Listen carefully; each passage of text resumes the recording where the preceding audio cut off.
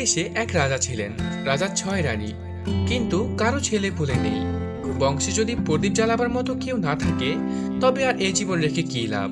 একদিন মহারাজ প্রাসাদ সংলগ্ন বাগানে পায়চারি করছেন।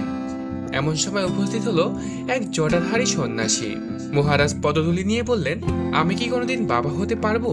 সন্ন্যাসী মৃদু হেসে বললেন, মহারাজ সন্তানের পিতা হতে গেলে আপনাকে আর একবার বিয়ে করতে হবে। দেখবেন খুব শীঘ্রই আপনার মনোবাসনা পূর্ণ হবে। এই বলে সন্ন্যাসী বিদায় নিল। ওই গ্রামে ছিল এক ভিখারিনী। তার একটি মাত্র মেয়ে, অপরূপ সুন্দরী, দেখতে পরীর মতো। মহারাজ মনে মনে ভাবল, কোনো কিছুরই আমার অভাব নেই।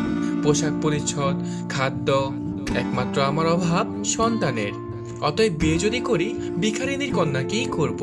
অনুচরকে আদেশ দিলেন ভিখারিনীকে রাজদরবারে নিয়ে আসার জন্য।